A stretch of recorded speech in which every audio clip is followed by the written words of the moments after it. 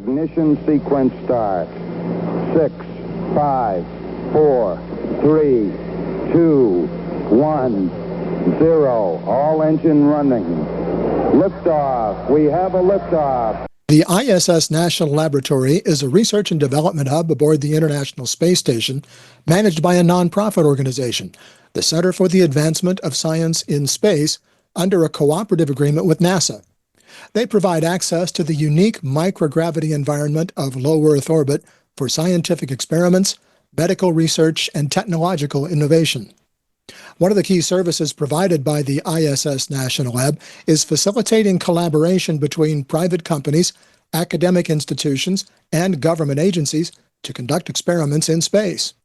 It also supports studies on human biology, material science, and advanced manufacturing, provides training, STEM programs, and workforce development initiatives for students and professionals, and helps translate space-based research into Earth-based applications. My guest on this edition of the Xterra podcast is Phillip Irace, a program director for the International Space Station National Laboratory, known affectionately as the ISS National Lab. And Phillip, thanks very much for joining me on the program today. Yeah, thanks for having me, Tom. I'm looking forward to it. That was quite a mouthful for an introduction. So kind of in your own words, describe for us the mission of the ISS National Lab and how it aligns with space commerce. Yeah, happy to. So the mission of the ISS National Lab is to manage the premier space lab, being the International Space Station, and to provide expertise, connection, and inspiration to visionaries. So to say that a little shorter, in other words, we provide access to ISS facilities so researchers from industry, academia, and government agencies can conduct space-based R&D and make scientific discoveries that just aren't possible on Earth. And as for how that aligns with space commerce, more than half of the research sponsored by the ISS National Lab comes from industry. That includes both companies seeking to validate technologies on station to enhance their business models in space, as well as companies seeking to create more effective products for consumers on Earth through space-based R&D. So from that perspective, I'd consider the ISS National Lab an enabler or even a catalyst for space commerce. What then was the genesis of the National Lab? It obviously wasn't part of the initial, or maybe it was part of the initial thinking when they put the ISS up into space. How did this all come about? Yeah, you're right. It wasn't actually part of the initial plan. So the ISS was designated as a national lab by Congress in 2005. The station had been operational for a few years, and most research on station was focused on NASA priorities. And so as a benefit back to the U.S. taxpayer, Congress decided to open the aperture and to create a mechanism for other entities to conduct R&D in space towards other priorities. So since 2011, the ISS National Lab has been managed by us, CASIS, the Center for the Advancement of Science in Space. And so with that, we're responsible for 50% of the U.S. allocation for research. That includes 50% of the rocket cargo up mass, 50% of the rocket cargo down mass, and 50% of the astronaut crew time that's dedicated towards U.S. science. So then we broker these resources out to U.S. industry, academia, and government agencies through competitive awards or through business-to-business transactions with commercial partners that own and operate hardware on station as a service. Then what are the, I'm sorry, go ahead. You're fine. I'll just add that when you do research on station under our allocation, whether that be through one of our grant awards or through a business-to-business transaction, launch costs and crew time are at no cost because that just comes out of the 50% of our U.S. allocation of research. What then are some of the promising areas of research that are currently being supported by the ISS National Lab? We've grown a pretty robust and diverse portfolio of R&D over the years. We divided into four main pillars. The first being fundamental science, or basic research, seeking to expand our knowledge. In-space production applications, where we're trying to leverage space to make products that have commercial value, either in space or on Earth. Third is technology development, which is focused on advancing applied research or technologies that have promised to produce an immediate to near-term positive economic impact. And then the last one is STEM education and workforce development, which is really focused on inspiring and preparing the workforce of the future. As far as which one of those is most promising, it's hard to say, right? But we've had a lot of great fundamental science on station through our collaboration with the National Science Foundation. That's led to a lot of scientific discoveries and some high-impact journal publications. One ongoing example is a project by Dr. Tengfei Luo at the University of Notre Dame, and he's using a laser to create bubbles on a nanostructured surface in a nanoparticle solution. As the bubbles grow, the nanoparticles from the solution collect on the surface of that bubble, And then when the bubble shrinks back down, the nanoparticles that were on the bubble deposit onto the nanostructured surface. And microgravity allows the team to generate bubbles much faster, and they're much larger than on Earth. And the larger the bubble, the higher the concentration of nanoparticles that get on the surface, right? So you have more surface area. And then those particles are deposited on the surface. And these nanostructured surface with the deposits can then be used in biosensors. And the higher the concentration of deposits, the better sensitivity you get. So ultimately, the team is going to leverage this to create biosensors in space for early illness detection on Earth. And those sensors will be several times more sensitive than what's made on Earth. So we've also seen a lot of advancements in in-space production applications through the 3D printing of organs and heart tissue, as well as advancements in communications, sensors, and robotics on the tech dev side of the house. And I've been watching those pretty carefully. I know that you've done a lot of work with Redwire on that particular aspect of things, and it's just fascinating technology. And the one of those that actually caught my interest early on was when they grew an artificial meniscus in space. And since I had to have my meniscus repaired several years ago, that one really was kind of special interest to me. So. Yeah, that's funny. Every time I hear somebody mention that story, or a lot of times about Redwire and the human meniscus, like for a keynote talk or something, everybody mentions that. Like, I could really use one of those. Well, I'm doing okay, but if I could have, why not? Yeah. Let's talk for a minute about the Technology in Space Prize and how that contributes to the broader space industry. Yeah, so those of you who are familiar, the Technology in Space Prize is a partnership between Boeing, the ISS National Lab, and Mass Challenge. And Mass Challenge is a global, no-cost, no-equity accelerator program. So Mass Challenge runs their typical accelerator program for U.S. early-stage startups. And then in tandem, ourselves and Boeing fund the Technology in Space Prize. And this is a competitive grant only available to these startups. And the winner gets some funding and the opportunity to conduct some R&D on station. And these typically aren't space-focused startups. So the Technology in Space Prize really opens up access and opportunity to a whole new audience that might not have considered, space as a mechanism to further their R&D and their business model. And so one of the best examples of this is Lambda Vision. This is a company that won the Technology Space Prize in 2016. They manufacture artificial retinal implants for people with retinal degenerative diseases. And they never planned to go to space, but after being in Mass Challenge and learning about the Technology Space Prize, they had an idea, and it turns out that the lack of sedimentation and convective mixing in microgravity significantly improves the uniformity of their films and the stability of their final multi-layer implants. So they've gone on to launch 9 experiments on the ISS since that, and space-based R&D is a huge part of the commercialization strategy, it seems. And that's interesting because I can always tell when there's a resupply launch coming up or something of that nature, because you guys start sending me news releases about the number of experiments that are going on any particular mission. So I want to talk a little bit about and it's always like you've got 10 or 15 things that are going on almost every time there's a launch to the station. So I want to talk about the process a little bit of having an experiment considered for inclusion through the ISS National Lab. Yeah, absolutely. And those launches are really exciting. The PIs who have their hardware or experiments launched to station, we invite them out to the Kennedy Space Center to see the launch go up. So it's a really great time. But we have or at least a couple different routes to get your experiment to space. Earlier, I mentioned the ability to conduct business-to-business transactions with commercial partners to own and operate hardware on station. So that's the first route, and that can be done by going directly to a subset of our implementation partners. And those are just payload developers that we work with who help space researchers who don't have, or researchers that are new to space, right? They don't have the experience working in space. So they help those folks translate their experiments into flight-ready payloads. And so a subset of them we call commercial service providers. They own and operate hardware on station that you can use, testing as a service. The other route is through one of our competitive grants, and we have a few different types of those. The first one, we have ISS National Lab research announcements, or NLRAs, and targeted areas of R&D. We also partner with government agencies like the NSF and NIH to offer joint solicitations of fundamental science. And then we have some unique accelerator programs like the Technology in Space Prize we talked about, and our new Orbital Edge Accelerator. As for the evaluation process, when you submit a proposal to us, we really focus on 3 main components. The first being operational feasibility, right? Can it be done, and is it safe to send a station for the crew and all the other facilities up there? The second is scientific and technical merit. Is the science or technology maturation plan sound? And then last, economic merit. Is there a clear business case? And the last thing I'll mention there is one of the major things we consider that's kind of mixed into those criteria is why do you need to go to space to do your R&D, right? Why can't you just do it on Earth? Sure. Do you need microgravity to see what happens when you don't have buoyancy-driven forces like convective mixing sedimentation? Do you need the vantage point of the ISS for something like remote sensing?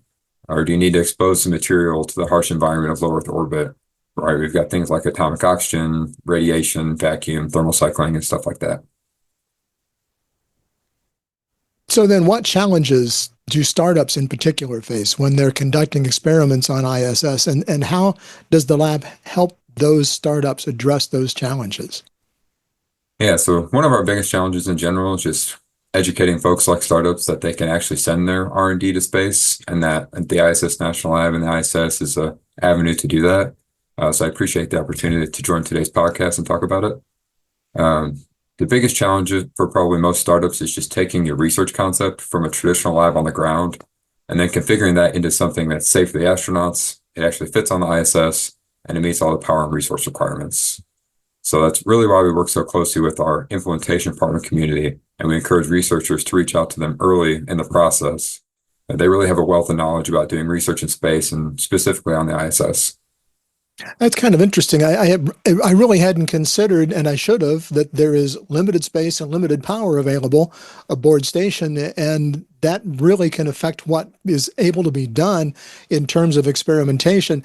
Do you find that then there's a challenge for these companies? Do you follow up with them and find out if there's a challenge between for taking those experiments to scale once they prove their concept and maybe in miniature aboard the station?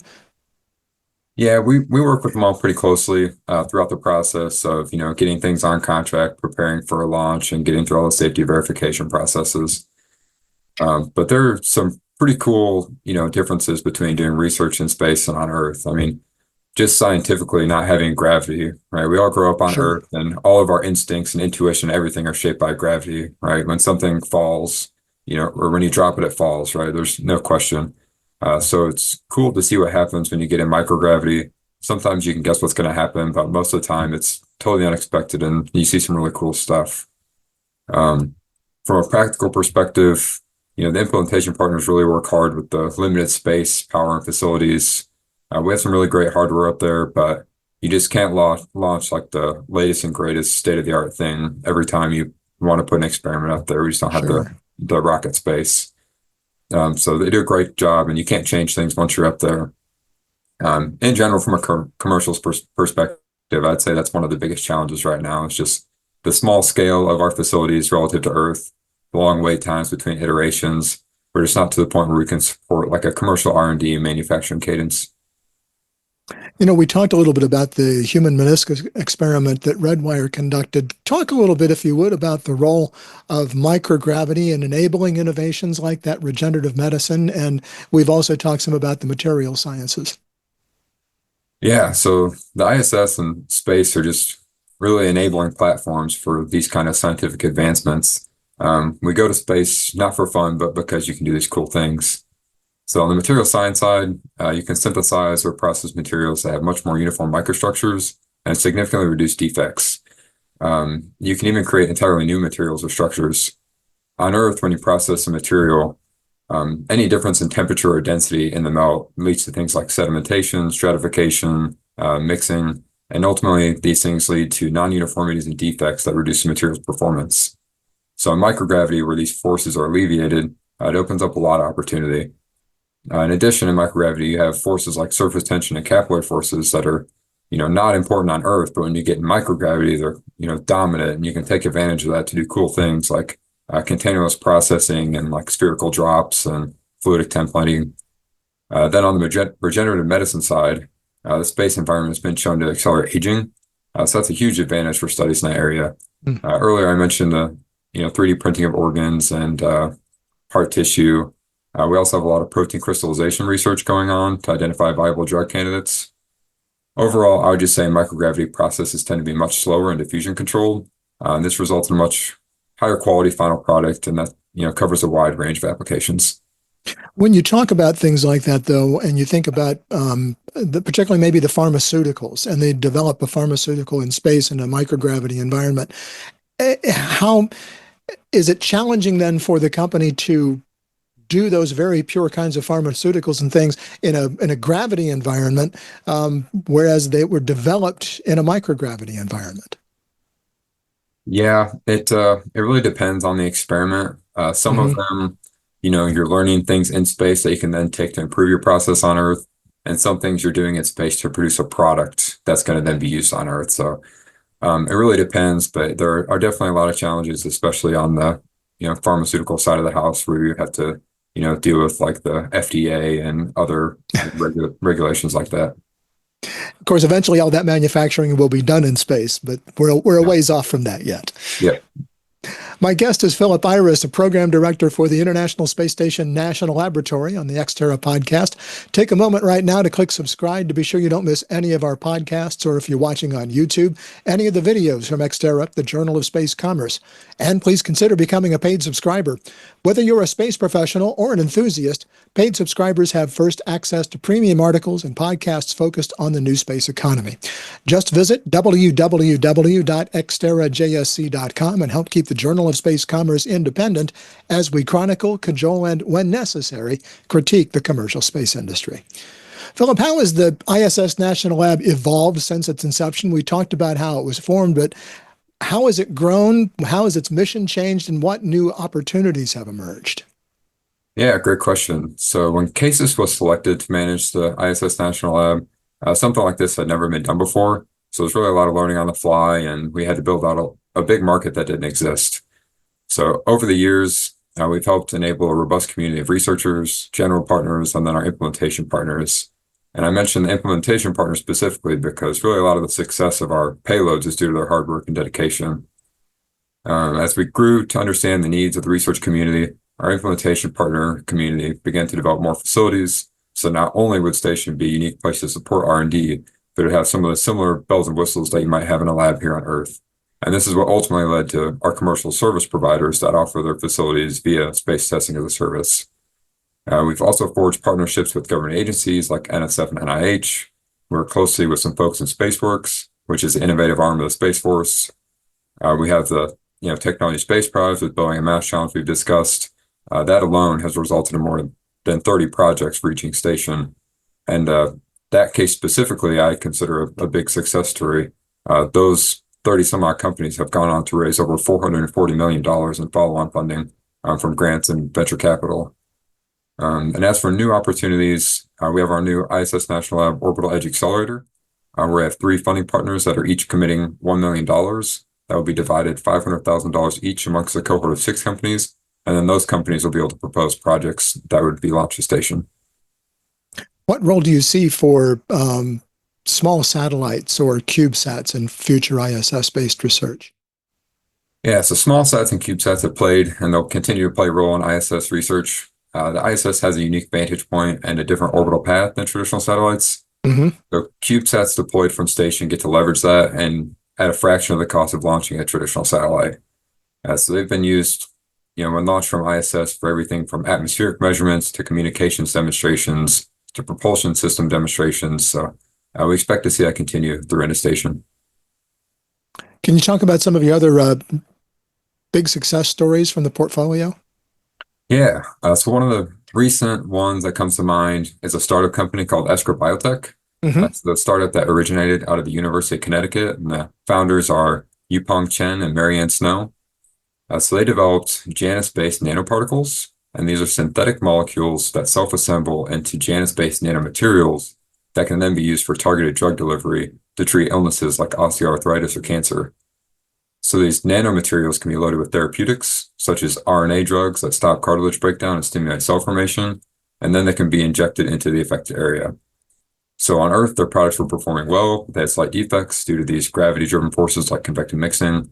And the team actually read an article about the advantages of research in space for improving the uniformity and quality of protein crystals. And they kind of had that thought that, hey, maybe this can do the same thing for our Janus-based nanomaterials. So 2 ISS experiments later, turns out they were right. They've demonstrated significant gains in uniformity, I think around 40% improvements in structure and much better functional outcomes than their ground samples. So the team already has 2 more experiments in the pipeline on the ISS, and they have a lot of momentum right now. How does the lab address ethical or regulatory concerns, particularly when it comes to conducting human-related experiments in space? Yeah, we support a lot of life and bioscience research. I should note that none of the R&D that we sponsor includes using NASA astronauts as test subjects. Hmm. All U.S. crew health research is done through NASA's Human Research Program. We do, however, sponsor research using lab-on-a-chip or tissue chip technologies and 3D organoids. Many of these include cells from actual patients that are affected by illnesses such as cancer and neurodegenerative diseases. So we're sensitive to ethical concerns there. My colleague Davide Marotta is playing a huge role in some of the pioneering work there. So we have some high hopes that some of the space-based research is going to lead to new treatments and enhanced therapeutics. What about your long-term goals for the National Lab over the next decade? And I know we're not going to really wander into the arena of the deorbit of the actual station, but I know you've got long-term goals for as long as it's there. So what are you looking at as far as the next decade is concerned? Yeah, so good point. As of this recording, the ISS is slated to be deorbited after 2030. And these commercial space stations are going to come online in the meantime over the next several years. I would say as managers of the ISS National Lab, we're just committed to fully utilizing the available ISS resources to get the best and the most science we can until the end of our cooperative agreement with NASA. Aside from that, as CASIS, I would just say that we're going to continue to pursue our vision to be the leading source of innovation in space and to enable life-changing benefits back to humanity. It is going to be interesting, though, when it does turn into, because even NASA wants to either be a client on its own on the space station that it built, should a private entity come and take that over and operate it as a commercial entity, or as whatever comes next. So it's going to be very interesting to see how all that government funding and all of that government support translates into the commercial side of things, as that's the direction everything seems to be going. It's just going to be fascinating to watch, in my humble opinion, anyway.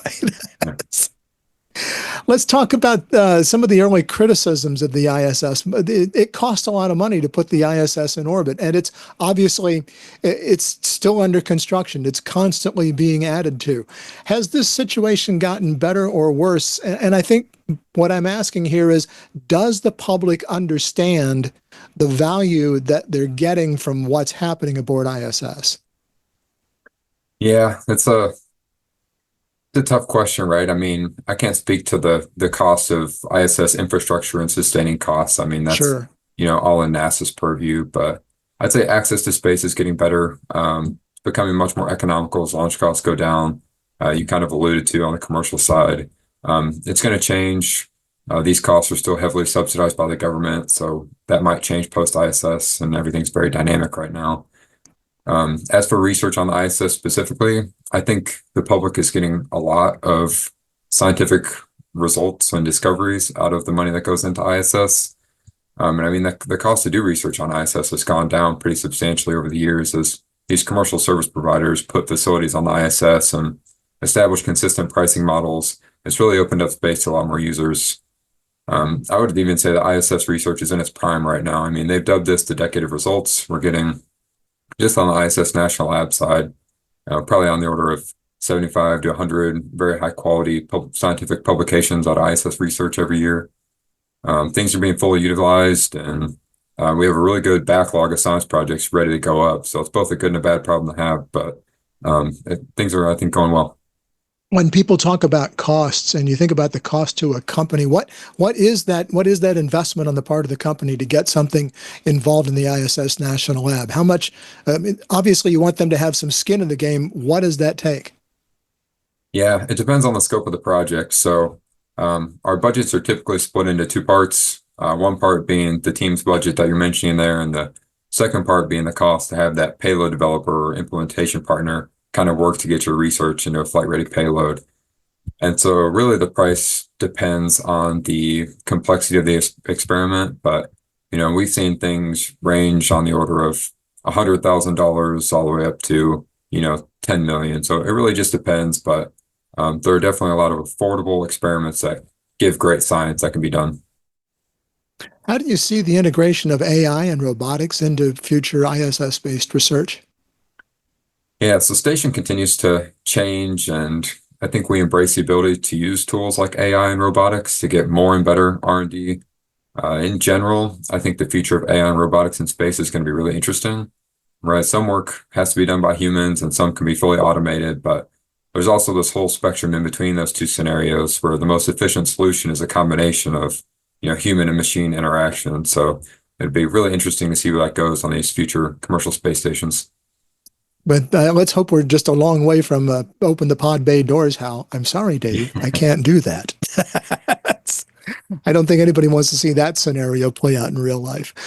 Just one thing more that I have here for you, Philip, and that's what you see as the future of research in microgravity. Yeah, so this is probably the part where I put my disclaimer, right? That these are my thoughts and don't reflect the views of CASIS or NASA. Absolutely. Yeah, I think we can all agree that the future is a little bit cloudy right now. But overall, I think the future of research in space is promising. Industry, academia, and government agencies are all seeing the potential of space as an enabler to these technological advancements and scientific discoveries. I myself first saw it when I was doing combustion experiments on the ISS 6 years ago as a PhD student. Once these commercial space stations start to come online, I really think that space-based research is going to take off between increased business transactions, and then these interagency collaborations that are starting to form already today. I just say to the audience, if anybody's interested in learning more about research on the ISS or the future of research in LEO, we have our annual conference coming up, the ISS Research and Development Conference. It's going to be in Seattle, Washington from July 28th to 31st, and it's a really good opportunity to get involved with the community. So hope to see some of you out there. Is there a lot of good networking to be done in a situation like that? Do you have people that come and have their projects that are accepted to go on with the ISS National Lab because they attended that conference? Probably not directly, but yeah, there's a ton of great networking between the technical sessions and the keynote speeches, and there's a nightly networking reception, that has all of our payload developers there in our community. But yeah, this is the place where you meet those folks and you make those connections that ultimately lead to the knowledge that helps you write a good proposal to get to space. What about students? How much work do you do in academia? Do you reach down into the high school science class level? Because part of what we see in the industry, and I think you see this as well, is getting young people enthusiastic about space as a career, and this might be one good way to do that. Yeah, absolutely. I know we do have a co-sponsor program with, I think, an organization called CEDS to get some college level students sponsored to come attend the conference and participate in those networking sessions and kind of see what these conferences are about and get engaged with the industry. We also have programs for grade schoolers such as Tomato Sphere, right, where they send the tomato seeds to space and then they can send packets of these seeds to students on Earth. They send them a pair of seeds for microgravity and then some from gravity, and they grow at different rates, right? And the kids record the science, the germination rates and things like that. And then at the end, they hypothesize which was microgravity and which was gravity, and then they send them the results. So we have a ton of cool programs like that, story time in space, where the astronauts read books to kids. So we have a STEM team who's really engaged with that kind of work. So if anybody's interested, feel free to reach out. And how would they get in touch with you? Yeah, so we have our general email, info@issnationallab.org. That's probably the easiest general way. Of course, anybody's welcome to reach out to me directly or any of my colleagues that you might know. And that's going to do it for this edition of the Xterra podcast. You can subscribe to the audio version of the podcast on Spotify, Apple Podcasts, Audible, and many other popular podcasting platforms. Be sure to click subscribe so you don't miss any of our podcasts or any of our other videos. You can get daily updates on space commerce by subscribing to the Journal of Space Commerce on Substack at www.xterrajsc.com. And one thing more, be sure to connect with us on LinkedIn and follow us on X at XterraJSC. And please consider becoming a paid subscriber. Whether you're a space professional or an enthusiast, paid subscribers have first access to premium articles and podcasts focused on the new space economy. Just visit xterrajsc.com and help keep the Journal of Space Commerce independent as we chronicle, cajole, and, when necessary, critique the commercial space industry. I'm Tom Patton. Thanks for joining us. I wanna go faster, faster. Hands in the air, we're gonna crash. Searching for the answers like Galileo, the proof is looking glass, that's Parisian. Our dreamer's eyes we gaze into a sense of purpose known by few. Like finding water on the moon.